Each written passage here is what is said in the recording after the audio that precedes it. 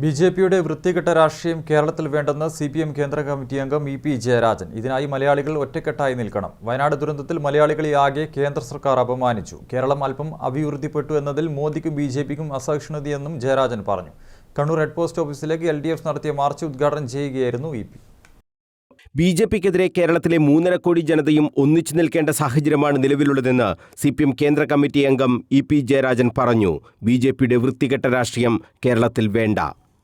നമ്മുടെ മുമ്പിൽ ഒരു വഴിയുള്ള ബിജെപിയുടെ ഈ ദുർഭരണം അവസാനിപ്പിക്കാൻ 3.5 കോടി മലയാളികളുടെ സംഘശക്തി ഒന്നിപ്പിക്കുക, കരുത്ത് നേടുക, നമ്മുടെ സഹോദരങ്ങളെ സംരക്ഷിക്കാനുള്ള ഇടതുപക്ഷ ഗവൺമെന്റിന്റെ നയങ്ങൾക്ക് നിങ്ങളുടെ എല്ലാം കൂടുതൽ സഹായങ്ങളും പിന്തുണയും വേണം.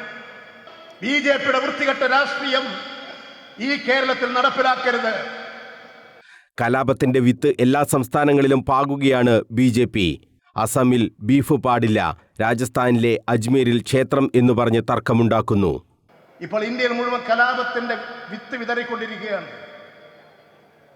എല്ലാ സംസ്ഥാനങ്ങളിലേക്കും വ്യാപിച്ചുകൊണ്ടിരിക്കുകയാണ്.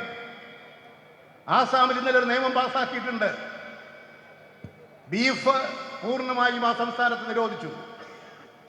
ആസാമിലെ ഭൂമി മുസ്ലിമുകൾക്ക് കൊടുക്കരുത്, മുസ്ലിമുകളുടെ ഭൂമി ആരും വാങ്ങരുത്.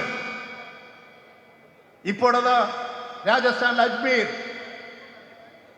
അവിടുത്തെ പ്രശസ്തമായ മുസ്ലിം പള്ളി, അതിനടിയിൽ ക്ഷേത്രമുണ്ടെന്ന് പറഞ്ഞിട്ട് ഏതാണ്ട് നൂറ്റാണ്ടുകൾക്ക് മുമ്പ് ക്ഷേത്രമുണ്ടായിരുന്നു എന്ന് RSS ഒരു വിവരദോഷിയെ കൊണ്ട് കോടതിയിൽ കേസ് ഫയൽ ചെയ്യിപ്പിച്ച വീണ്ടും അക്രമത്തിന്റെ വഴികൾ.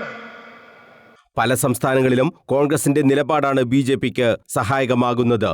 കേരളത്തെ എല്ലാ രീതിയിലും പ്രതിസന്ധിയിലാക്കുക എന്ന ലക്ഷ്യത്തോടുകൂടിയാണ് കേന്ദ്രം നീങ്ങുന്നത്. സംസ്ഥാന വിഹിതം വെട്ടിക്കുറച്ചും കടപരിധി കുറച്ചും ദ്രോഹിക്കുകയാണ്. കേരളം എല്ലാ മേഖലയിലും മെച്ചപ്പെട്ടു എന്ന് പറഞ്ഞാണ് കേന്ദ്രം അർഹതപ്പെട്ട ആനുകൂല്യങ്ങൾ പോലും തഴയുന്നത്. കേരളം അല്പം അഭിവൃദ്ധിപ്പെടുന്നതിൽ ബിജെപിക്കും മോദിക്കും അസഹിഷ്ണുതയാണ്.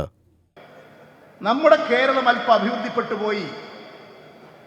ഇവിടെ നിന്ന് ഒരുപാട് മലയാളികൾ വിദേശ രാജ്യങ്ങളിൽ പോയി കഠിനാധ്വാനം ചെയ്യുന്നു. അതിന്റെ ഫലമായി കേരളം ചെറിയ തോതിൽ അതിദരിദ്രരില്ലാത്തൊരു നാടാകുന്നു. അതിന് ബിജെപി എന്തിനാ അസഹിഷ്ണുത കാണിക്കുന്നത്?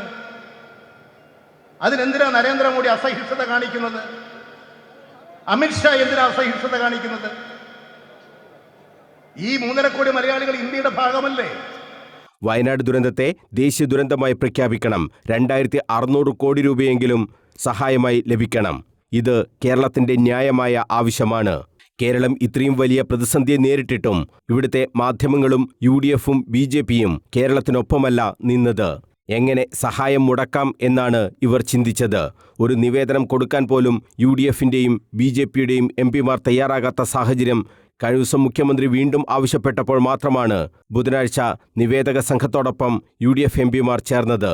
വൈകിയെങ്കിലും അത്തരം നിലപാടാണ് തുറന്നും വേണ്ടതെന്നും ഇ.പി. ജയരാജൻ പറഞ്ഞു. വയനാട് ദുരന്തത്തിൽ കേന്ദ്രം സഹായം നൽകാത്തതിനെതിരെ LDF സംഘടിപ്പിച്ച Kannur head post office March ഉദ്ഘാടനം ചെയ്ത് സംസാരിക്കുകയായിരുന്നു ഇ.പി. ജയരാജൻ. CPI ജില്ലാ സെക്രട്ടറി CP സന്തോഷ് കുമാർ അധ്യക്ഷത വഹിച്ചു.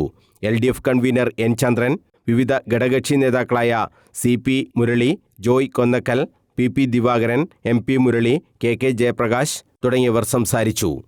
News bureau, Kannur.